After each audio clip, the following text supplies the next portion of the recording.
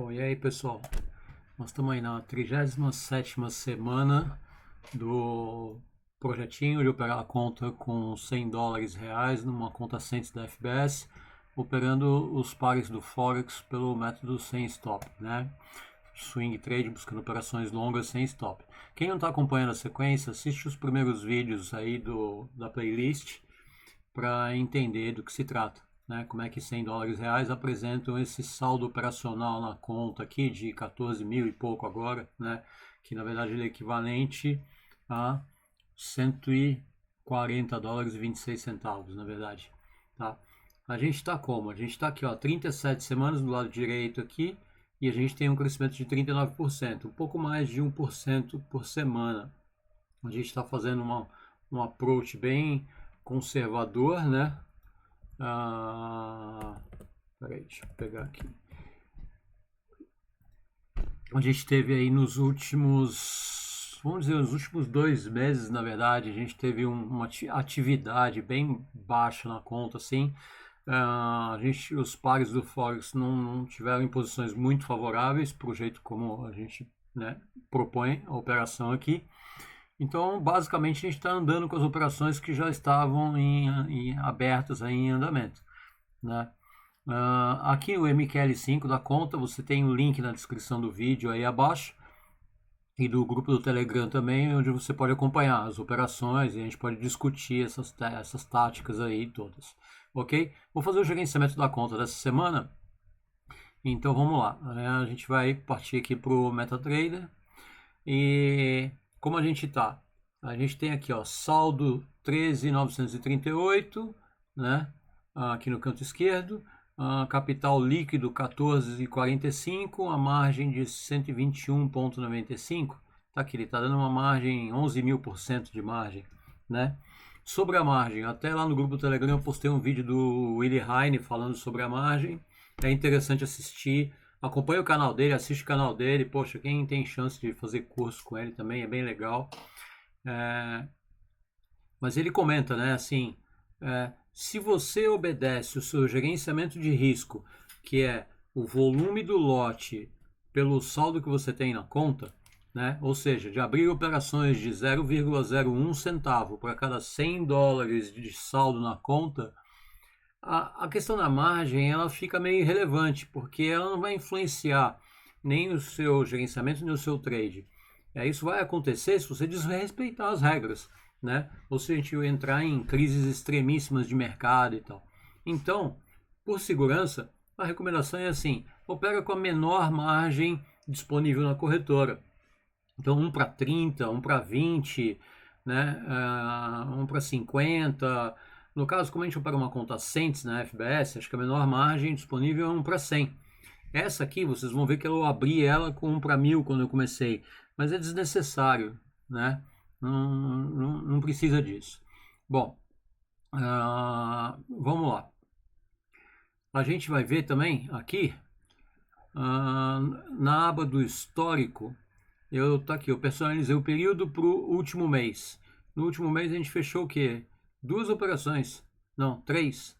Tá aqui, ó, 61, 49 e 8,90, total de $119 aí de lucro, né? Então isso aí você, na verdade, dinheiro real é $1,20, né? Mas vamos lá, a continha está andando positiva, né? No nosso negociação, a gente está aqui, ó, o saldo flutuante da conta agora está em 110 positivo. Como a gente está? Eu peguei aqui ordens abertas, vamos classificar aqui pelo volume, né? Então eu tenho uma ordem de 0,5 aberta, que está aqui, virou positivo aqui, né? Tá $7, começando a andar para frente aqui no GBP dólar australiano.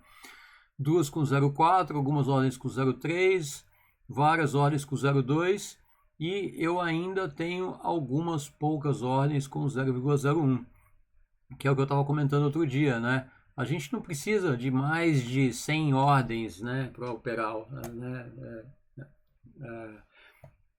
dentro dessa estratégia. Então, à medida que o saldo vai crescendo, em vez de eu ficar abrindo mais ordens de 0,01, eu posso começar a lidar com volumes maiores, tá? Então, eu não tenho 100 ordens, mas eu tenho, de volume aberto agora, eu tenho 108, ou seja, $1,08 de volume, né? Então, pelo saldo aqui da conta, se eu for considerar o saldo aqui líquido, né, eu teria aqui 14, podia ter até 1.40 e eu estou com 1.08, ou seja, eu posso abrir 0.32 ou 32 ordens de 0.1 ou 16 de 0.2 ainda, tal. Então, tá bom, é o volume de ordens que me interessa ter na conta, guardar um pouco de munição para se o mercado vier muito contra eu ter munição para gastar, para usar e entrar em ótimas oportunidades em momentos críticos do mercado. Vamos dar uma olhada aqui também, a gente organizar o lucro aqui, ó, clica no título, organiza o lucro, a gente vê as ordens que estão mais negativas são no GBP CAD, a gente precisa dar uma olhada nesse par aqui, ó. As outras são no CHF-JPI, a gente está vendido no CHF-JPI, ou seja, a gente está contra o CHF, né, o franco suíço, e a favor do iene, sendo que a economia do Japão não vai lá muito bem, né? E que mais? Aí a gente tem várias ordens aí negativas na casa dos 30, na casa dos 20. E eu tenho poucas ordens positivas, mas até com volumezinho razoável aí, começando a ficar positivas. Então, você vê que a conta está com mais ordens negativas do que positivas, né, agora. E a gente está esperando aí o mercado se mexer, a gente não quer ficar abrindo muito mais ordens no mesmo lugar, né. Uma outra coisa que eu queria chamar a atenção também é o seguinte, vamos lá, olha aqui, a gente está no gráfico mensal, né, a gente tem aí o indicador do Kapizak, né, que no caso aqui o par é o dólar australiano contra o franco suíço.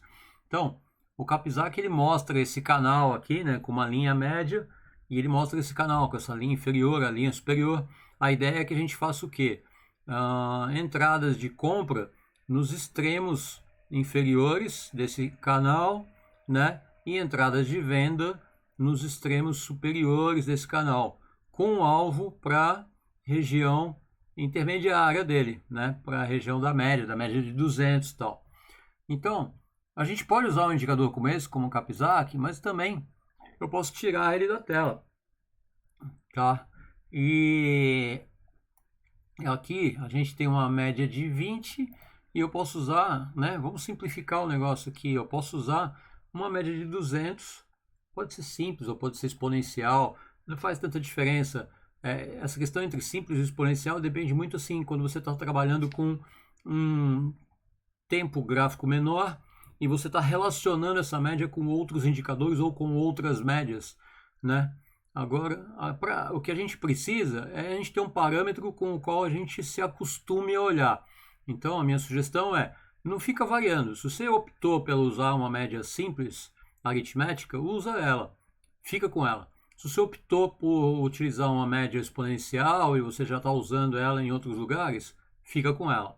Tá? Usa que você bate o olho e está acostumado a olhar para ela e saber se ela está diferente, se está se comportando da mesma maneira e tal. Então, a gente tem aqui uma média de 200. Então, vamos lá. Por que a gente tem compras desse par nessa região? Né? Porque em algum momento aqui para trás, né? Não foi aqui 2008 nem 2011, mas foi agora aqui, em algum momento aqui atrás, a gente entendeu que esse par tinha chance de caminhar na direção da média, né? Então a gente está comprado aqui, a gente tem alvos em regiões relacionadas a esses topos anteriores aqui, que na verdade ainda estão abaixo de onde está vindo a média de 200 aqui, né? Quanto mais tempo o mercado permanecer nessa região, mais próximo a média de 200 vai chegando aqui, né? Então, vamos lá. Se eu fosse fazer uma entrada hoje, esse par ainda está num contexto interessante de fazer entrada, de fazer compra nele? Ele está, na verdade, talvez hoje ele tivesse até melhor do que na época que eu entrei, né? Eu acho que eu entrei numa dessas barras ascendentes aqui, aí ele fez uma retração, a gente pode ver que ó, teve 3 barras vermelhas, ou seja, 3 meses que ele vem descendo. E aí, no mês passado, ele deixou esse dojizinho aqui, né? E agora abriu uma barra positiva que está rompendo a máxima do doji, né? Sobre a média de 20 aqui. Então, é uma indicação interessante para a gente, né? De mercado comprador de ascendente, né? Então, olha, ele fez uma pernada de alta, uma retração, outra pernada de alta, uma retração, né? Essa daqui teve o apoio aqui da média de 20 aqui. E o que a gente espera agora? Que ele faça um movimento parecido com a perna 1 aqui, né? Cadê? Vamos lá. Perna 1, perna 2 aqui e perna 3. Né? Quem estuda aí o Elliott ou a teoria de Down, etc., né? Movimentos do mercado, né? Você vai ver que vários autores comentam sobre isso, sobre, né, esses movimentos de... Você tem a pernada mais forte, uma retração menor, uma pernada mais forte, uma retração menor, que geralmente a perna 1 e a perna 3 são as de maior tamanho, né, de maior deslocamento e tal. Então, ou seja, coincide com mais ou menos a região da média de 200 ali. Eu até poderia melhorar aqui, me arriscar, colocar um alvo desse um pouco mais longe, ali na região da média, mas por enquanto aí tá bom. Então, vamos lá. Então, esse é um par que, se a gente olhar, ele está num contexto interessante. Que mais que a gente precisa levar em consideração? É uma relação de risco-retorno, né? Então, como é que a gente pode ver isso? Vamos olhar para o lado esquerdo do gráfico, né? A gente está, o nosso momento atual hoje é aqui, né? A gente tem um passado histórico aqui de desde 2014 que a gente está trabalhando, o preço está trabalhando nessa região. Hoje ele está mais ou menos numa linha intermediária dessa região, né? Mas a gente tem um passado histórico maior e mais longo aqui, né? Da vida do par aqui atrás. Então, pelo fato de a gente estar trabalhando nessa região inferior aqui, né? E o passado histórico está acima, isso me deixa mais tranquilo em estar fazendo compras, né?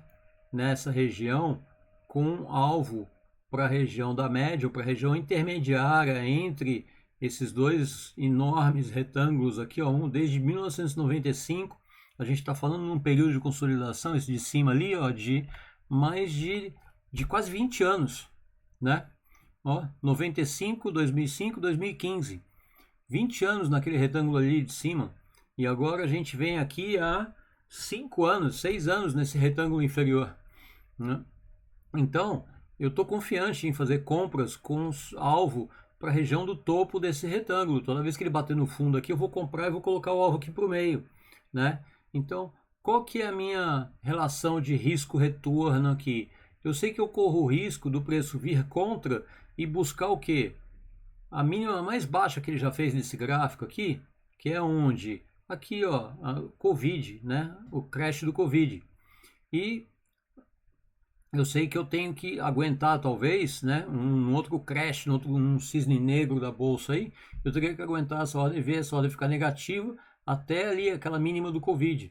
Mas, em compensação, o meu risco, a minha chance de ganho, para onde eu estou colocando os meus alvos aqui, ela tem uma amplitude um pouquinho menor, né? Então, talvez a gente estivesse falando numa relação aqui de 1,5, 1,8 ou quase 2 de risco para 1 de ganho, para a região onde eu estou colocando meu alvo, né? Agora, se você quiser extrapolar o raciocínio e falar que você tem, mas eu tenho chance de ganho, né? Porque se ele pode vir na mínima do Covid, ele também pode vir na máxima desses 25 anos, desses 20 anos aqui atrás, né? Aí a coisa muda de figura, né? Aí você pode dizer que você tem uma relação de risco-retorno aqui, né? De 1 para 2, né? Pelo menos. Se você fosse tentar levar um trade até a máxima lá em cima. Mas não é o caso, tá? Então, aqui a gente está olhando para um par que ele está bem favorável, bem confortável para a gente arriscar a fazer compras. Mesmo ele não estando aqui na mínima do fundo histórico aqui, né? Ou nessas mínimas agressivas aqui, muito mais incisivas lá para baixo, né? A gente está fazendo compras na intermediária da região onde ele vem trabalhando dentro desse retângulo aqui, com alvo para o topo, né? Então, para mim seria mais interessante estar fazendo compras no fundo com alvo para o meio do retângulo.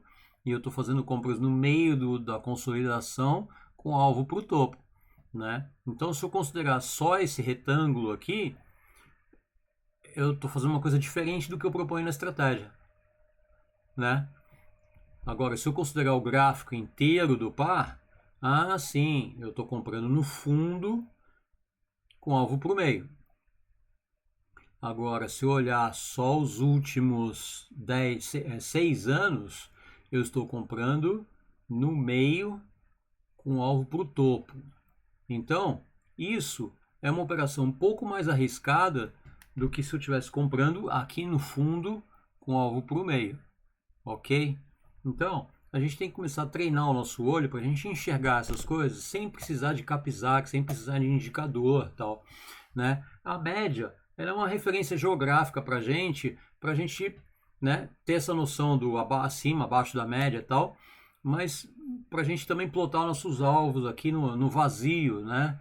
Mas eu posso abrir mão da média também, né? Eu posso usar a projeção dos topos anteriores aqui como zonas de alvo, né? Ou como zonas de suporte importantes, tal, tá? Então vamos acostumar o olho ao gráfico mais simples, né?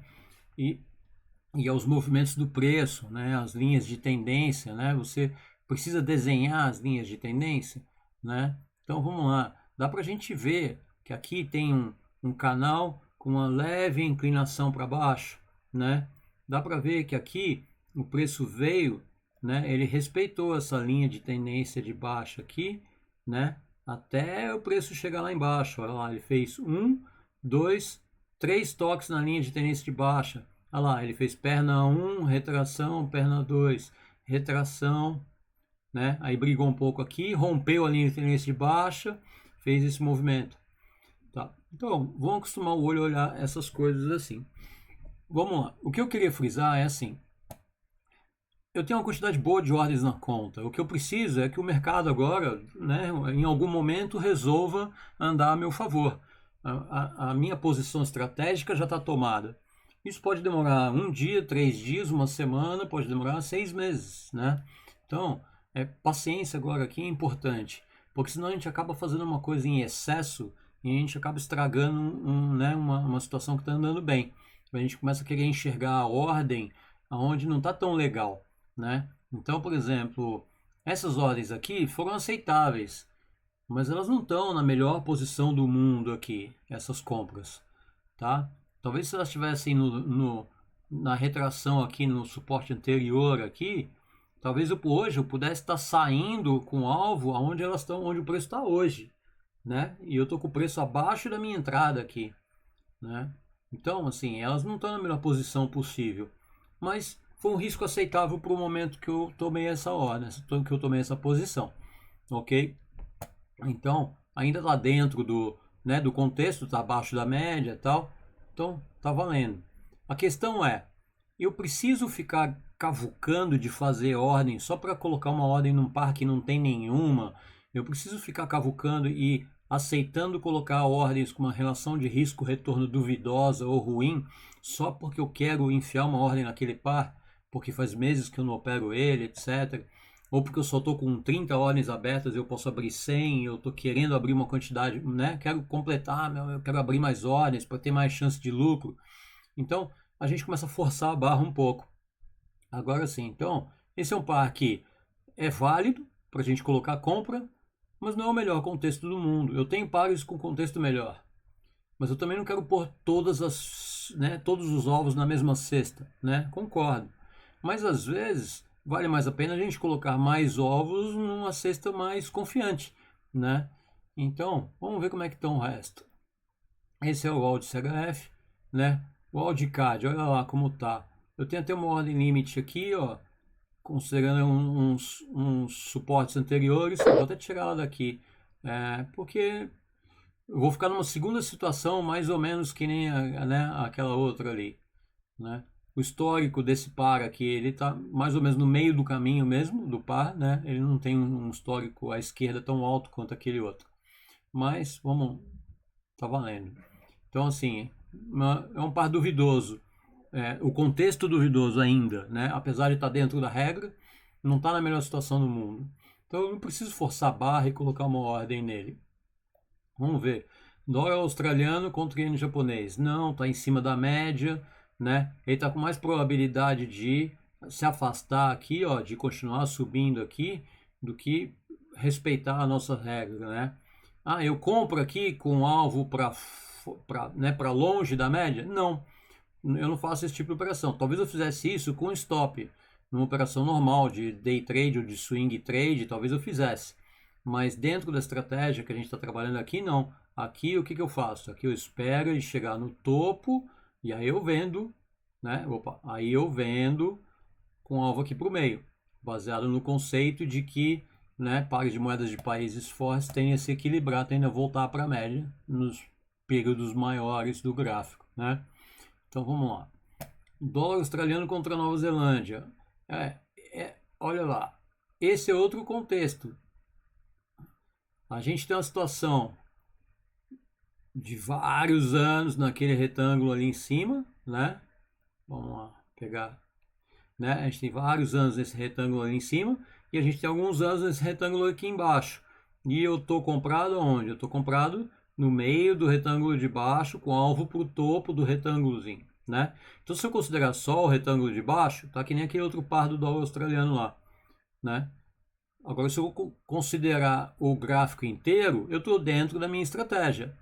Mas se a gente for bem realista e considerar os últimos, né, o período mais recente, que é o que está acontecendo ainda, né, é o contexto onde a gente está dentro, eu estou comprado no meio com o alvo para fora, né? Não é a melhor posição do mundo. Então, agora já está aí, fica, ótimo. Está dentro do contexto geral da regra? Tá. Não é a melhor entrada do mundo nesse par? Não. A melhor entrada do mundo nesse par era ter pego ele aqui embaixo. Eu podia estar até encerrando a ordem agora aqui no meio, se eu quisesse, né? Eu podia ter entrado aqui embaixo, nesse ano aqui, né? Aqui, ó, vários meses aqui, vários meses aqui, vários meses, talvez algumas entradinhas aqui, a gente conseguisse achar, né? Tudo isso com alvos, com certeza aqui para o meio, todas elas teriam dado gain e algumas poderia até ter extrapolado, se eu tivesse arriscado de ficar esperando mais tempo para chegar na média aí da região 200 ali em cima, né? Vamos ver. Dólar australiano contra dólar americano. Tá no meio do caminho, né? A gente tá com muito par aí ainda no meio do caminho, ó. Olha quantos meses esse negócio tá enroscado aqui, né? Cada candle aqui é um mês, né? A gente tem o que aqui, ó? 1, 2, 3, 4, 5, 6, 7 meses sem sair do lugar pra gente, né? Eu preciso de um movimento que parecido com o quê? Que nem esse aqui, pelo menos. Ou que nem esse aqui, olha que coisa linda. Bom, isso tudo bem, foi a volta do Covid. 1, 2, 3, 4, 5 meses de alta. Mas olha aqui antes, né? Olha essa queda aqui, né?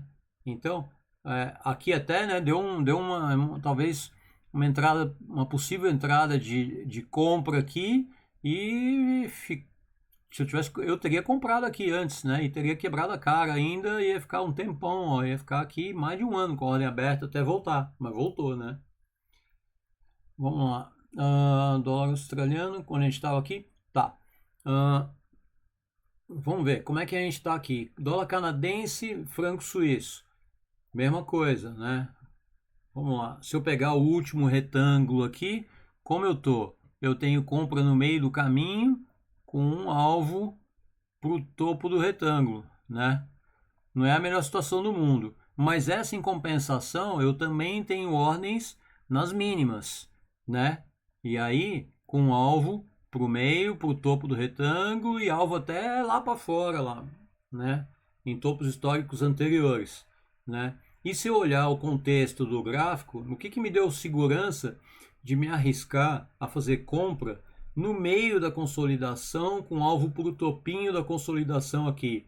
Porque o passado histórico aqui fora está acima disso tudo, né? Então tem muito mais atração magnética para o preço voltar para cá do que para ele vir para cá, para baixo. Então, a minha probabilidade, né? Talvez eu não tenha uma relação risco-retorno ideal aqui dentro da consolidação, mas tá fácil de ver, né? Com um pouco de bom senso aqui, né? Com um pouco, vamos lá, nem bom senso, com um pouco de esperança, de boa expectativa, mas tá fácil de ver que a gente tem uma expectativa boa, né? né, uma probabilidade boa, né? Mais do que probabilidade ruim aqui. Vamos lá. Dólar canadense e iene japonês. Ah lá. Esse aqui, ele está no topo da consolidação aqui dos últimos... Opa, não era isso. Está aqui no topo dessa consolidação, né? Aqui, ó. Então, aqui está interessante para a gente colocar vendas para o meio, né? Dessa região. Mas o melhor momento seria onde? Seria aqui, né? O melhor momento seria ele arrebentar com isso tudo aqui, vir para cima e a gente fazer vendas. Opa, fazer vendas lá em cima, vindo aqui para baixo, né? Ou ele voltar mais uma vez no fundo aqui e a gente comprar aqui no fundo, né? Comprar aqui no fundo com alvo para o meio. Então, assim, onde ele está hoje, ele ainda, para mim, ainda está muito no meio do caminho, tá? CHF-JPI. Olha lá, a gente está vendido, ou seja, a gente está contra o franco suíço a favor do iene japonês. Aqui, pelo gráfico, a gente está na posição correta, mas numa análise fundamentalista, acompanhando a economia dos países, notícias, etc., a gente não está na melhor situação, não, né? O perigo iene japonês continuar sofrendo um pouquinho e essa ordem ainda vir mais tempo contra a gente aqui. Talvez vir testar esse topo anterior aqui em cima, tá? Mas também se vier aqui, nossa, vai dar uma venda linda, né? Topão duplo desse aqui, com alvo para a média, ó que show. Mas a gente está vendido aqui agora e paciência, vamos esperar. Estamos negativo aqui, né? E esse aí vamos ficar esperando. Mas e o contexto mais antigo do gráfico? Olha lá, ó. Ele está pesando a nosso favor, porque ele está aqui, ó, para baixo. Se o contexto mais antigo do gráfico fosse aqui, ó, aí eu estava preocupado, né? Euro contra o dólar australiano. Tá muito, ele tá em cima da média de 200, nem pensar. Euro contra o dólar canadense. Tá em cima da média de 200. Olha lá, se eu fosse fazer um day trade aqui, um swing trade, papéis, se eu visse uma situação dessa, olha aqui, ó, linha de tendência de alta, o cara rompeu, voltou para testar a linha, né? Vai fazer o last kiss, o beijo da morte, sei lá, né? A última chance e tá querendo dizer que vai vir jogar para baixo, com chance de vir buscar esses fundos anteriores aqui. A gente faz esse tipo de operação aqui nessa estratégia? Não. Isso é uma operação para fazer com stop. Aqui o que a gente faz? Se ele realmente fizer esse movimento e vir buscar esse fundo, esse fundo, esse fundo, esse fundo, quando ele demonstrar para mim que ele segurou num fundo desse aqui, eu compro com alvo para cima. É isso que a gente vai fazer. Então, agora, quanto tempo pode demorar para ele chegar lá? Sei lá, da última vez aqui que ele andou um caminho desse, ó, 2 anos. Então, pode ser que a gente fique bastante tempo sem operar aí. Euro CHF. Agora sim. Vamos lá. Isso aqui não é outro contexto? Olha lá, diminui o zoom no máximo que eu tenho do gráfico. Eu tenho um gráfico aqui de 1993 até hoje, né? Olha o que a gente tem aqui. A gente tem essa região aqui, vamos dizer um canalzão gigante, dá para dizer? Ou talvez fosse um canal aqui, depois um canal de alta aqui, e aí a gente teve essa queda toda, né? A gente teve uma transição lateral aqui andando de lado, a gente teve o crash do Covid, né? Aqui, depois a gente teve uma consolidaçãozinha aqui, uma consolidaçãozinha um pouco mais alta aqui, outra consolidaçãozinha mais baixa aqui. Qual que é a nossa expectativa? Se não tiver nenhuma grande mudança no cenário econômico mundial, ele vai fazer outra consolidaçãozinha aqui, outra aqui, né? E por aí vai, né? Muito provável que ele vai fazendo isso. Então, olha a situação que a gente tem. A nossa média de 200 está aqui em cima, né? Tá vindo aqui. Opa, você não. Ela tá vindo aqui, né? Então, o que mais que a gente tem? A gente tem fundo histórico do gráfico, né? A gente teve essas mínimas aqui, ok, né? Essa aqui do Covid, essa outra, sei lá, crise aqui em 2000 10, não lembro que evento que foi esse aqui que jogou o euro aqui para baixo. Mas aí o que a gente tem? A gente tem esse fundo, né? O Albrook chama isso daqui de fundo duplo. Dá para dizer que é um fundo duplo ascendente, né? Um é um pouquinho mais alto que o outro, mas aí depois ele vem e faz o fundo aqui mesmo, né? Então, aqui, ó, a gente viu que é uma região de fundo muito forte aqui, né? Então, toda vez que o preço aproximar dessa região aqui, a gente vai estar fazendo o quê? A gente vai estar olhando compras com alvos, né, para regiões superiores aí. Para onde a gente pode ter alvos aqui? Em tempos menores, né, a gente vai buscando o quê? Os topinhos anteriores, todas as regiões aí onde tem uma confluência de fatores, que o preço dá uma enroscada, que corre o risco dele bater lá e voltar para baixo outra vez, né?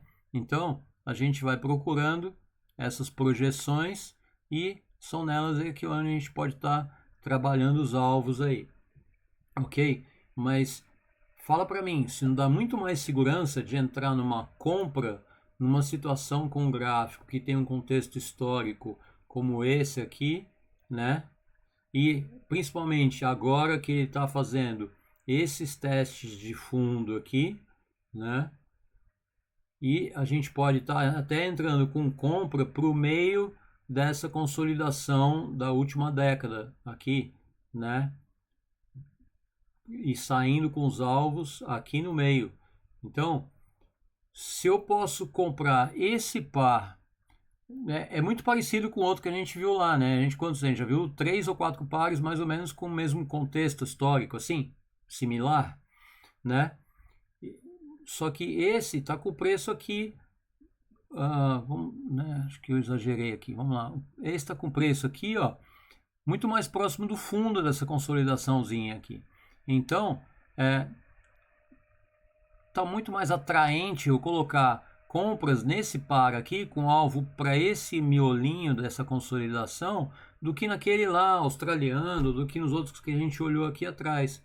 Então, para que eu vou ficar forçando a barra de botar, né, um monte de ordem naqueles outros pares se eu posso operar num que tem uma situação mais favorável? Então, um jeito da gente fazer isso é assim: se você está começando e a sua conta tem poucas ordens, a gente fica ansioso de querer abrir um monte de ordem numa vez. Então a minha sugestão é assim: seja extremamente duro na regra, bem crítico, bem exigente. E aí você vai passando todos os pares. Se não tiver perfeito, você não coloca ordem nenhuma. E aí você vai, olha, um por um. Você, muito provavelmente, você vai correr todos os pares e não vai conseguir colocar nenhuma ordem. Ou você vai encontrar um ou dois. Talvez você visse uma situação muito favorável aqui nesse euro com franco suíço. Talvez você colocasse uma compra aqui. Talvez você colocasse uma compra no GBP contra o franco suíço. Talvez você colocasse uma compra no USD contra o franco suíço. Veja como eles estão em situações similares, né? Todos eles aqui trabalhando nessa região de fundo aqui, com probabilidade de você jogar alvos para o miolo dessa consolidação menor da última década e ainda com possibilidade de talvez, né, no movimento com força, ou quando você sentir que o contexto ou, né, uma situação econômica, uma notícia, alguma coisa, te dá a possibilidade de buscar alvos em topos anteriores aí, né? Então, se eu posso operar, concentrar uma quantidade maior de volume de ordens apostando nesses pares que estão nessa configuração, por que eu vou arriscar de operar um cara que está aqui, um cara que está aqui, assim, ó, pelo meio do caminho? Por mais que eu fale assim, vamos dizer que ele rompe esse cara aqui, vamos dizer que ele rompe essa linha de tendência de baixa aqui, vem e fala, pô, eu vou vender aqui, não, né? Ou se ele descer só um pouco aqui, vou comprar. Ou você acha que ele rejeitou aqui, ele está respeitando a linha de tendência de alta aqui, né? E se fala, poxa, ele está subindo ainda, com força, né? Então ele dá um sinalzinho de venda, de compra aqui. Ah, eu vou comprar aqui porque eu estou vendo ainda esse topinho, acho que dá para comprar aqui, buscar esse alvo. Para que você vai correr esse risco aqui, ó? Para buscar esse alvo se tu pode operar um negócio que está, né, com essa cara, né? Tá legal? Aí, o que você tem que levar em consideração? Aí você tem que começar a sacar algumas coisas que você começar a perceber algumas coisas que estão acontecendo. Os pares que estão nessa situação aqui, o que eles têm em comum, né? O que a gente viu? Esse aqui é o SD contra o CHF, contra o franco suíço. A gente falou que um está bem similar a esse aqui. Quem que é? É né, a libra inglesa contra quem? Contra o franco suíço. O outro que está similar a esse aqui, quem que é? É o euro contra quem? Contra o franco suíço. Então, peraí.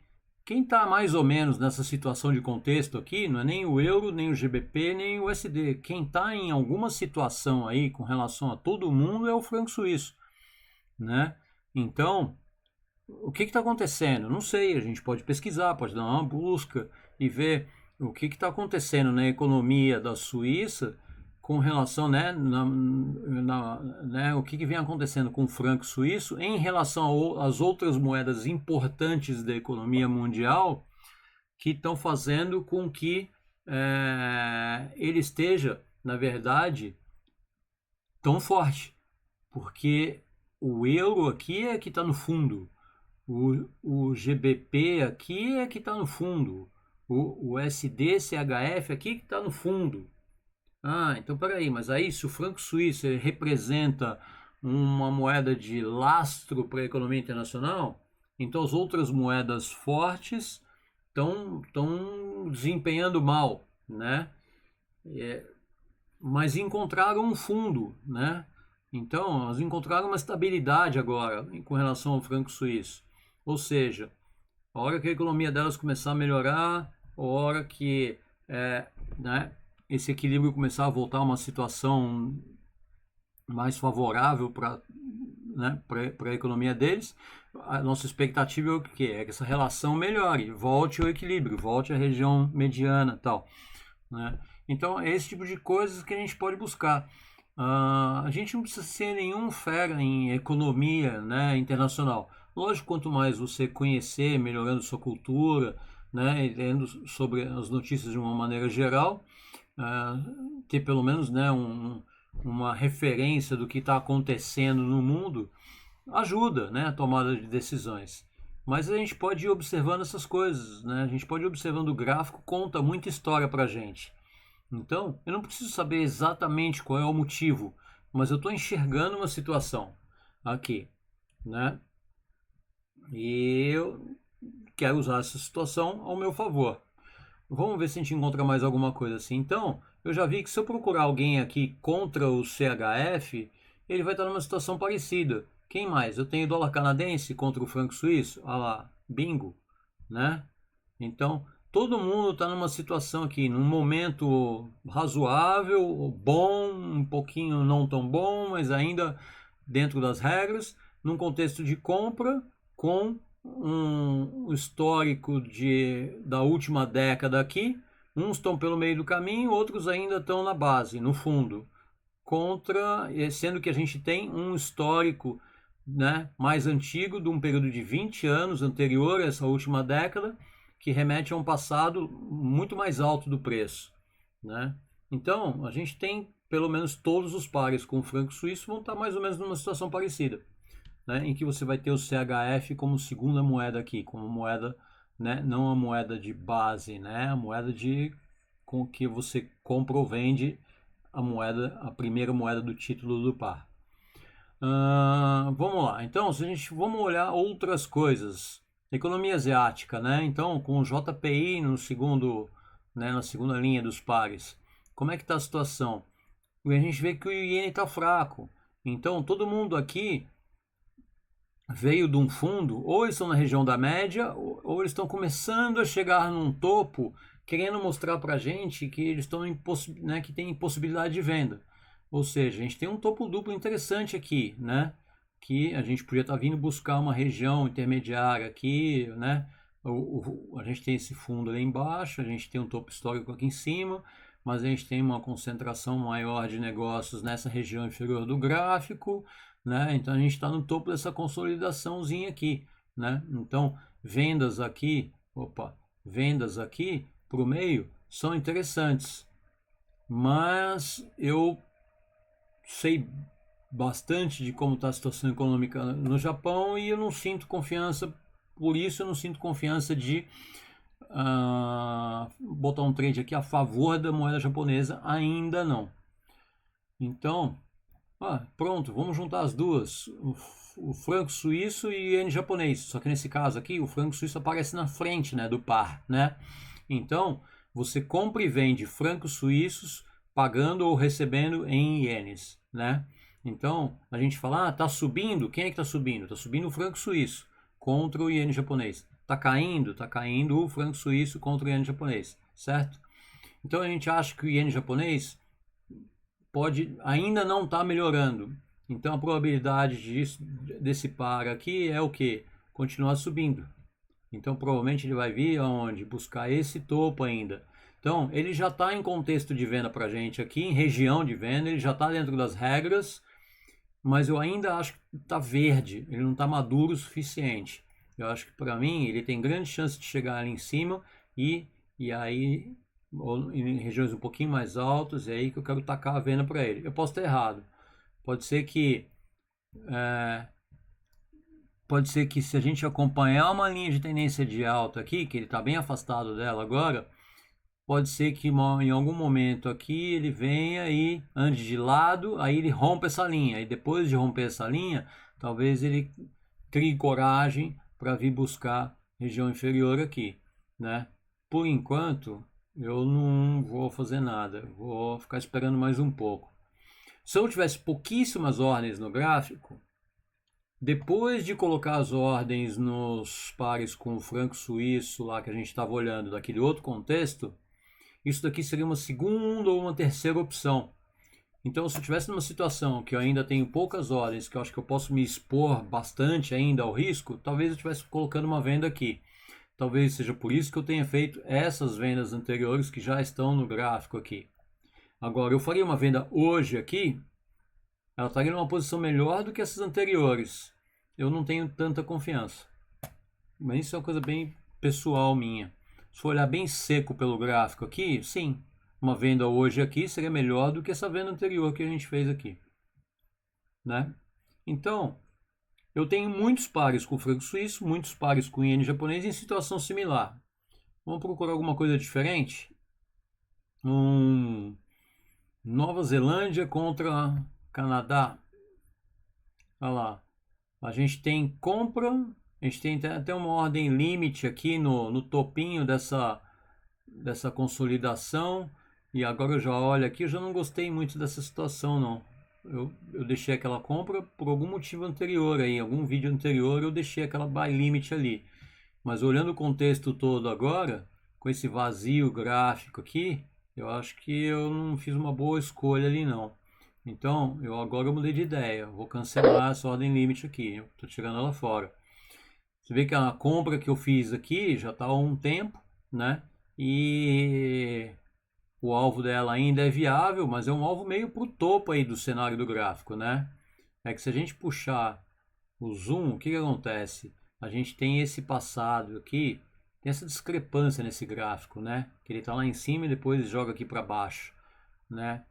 Então, isso aí teve algum momento na criação do par do Forex que deixou esse histórico aí. Então aqui a gente tem um histórico muito pequeno. A gente tem 12 anos aqui, ó, né, que aparecem nessa região, vamos lá, mais realista do gráfico aqui, né? E se a gente for olhar isso, eu tenho essa consolidação aí e eu tenho esse canal ascendente aqui, né? Então essa compra que eu fiz aqui, ela está numa relação de risco-retorno bem ruim, na verdade, né? Porque eu estou buscando isso aqui de alvo, na verdade é metade, né? Onde eu coloquei o alvo ali, imaginando que eu tivesse isso daqui de risco, mas na verdade eu tenho isso aqui de risco, né? Então eu tenho uma relação de risco-retorno muito ruim aí. Mas agora tá aí. Vamos ver. Essa é uma que a hora que ela andar um pouquinho, por exemplo, se ela picotar para cima da média de 20 aqui na próxima vez, eu vou proteger ela atrás. Aí, assim, aí já, a primeira chance eu já me livro dela. Que mais? Nova Zelândia contra o franco suíço, já falamos muito sobre isso aí. A Nova Zelândia sobre o dólar. Vai. Aí a gente tem alguns pares. Quando você sai do franco suíço, do iene japonês, você tem alguns pares que eles estão aonde? Pelo meio do caminho. Então, o que a gente faz? A gente entra no que tem relação de risco retorno ruim. A gente não vai entrar fora da estratégia aqui, né? Comprando no meio com alvo para fora, né? Isso a gente não vai fazer. Então os pares que estão pelo meio do caminho eles estão descartados, né?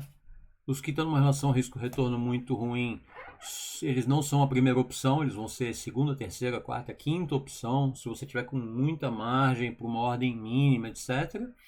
E aí sobra basicamente quem? Os pares que estão num contexto interessante contra o franco suíço hoje aí. Não tem muito o que fazer.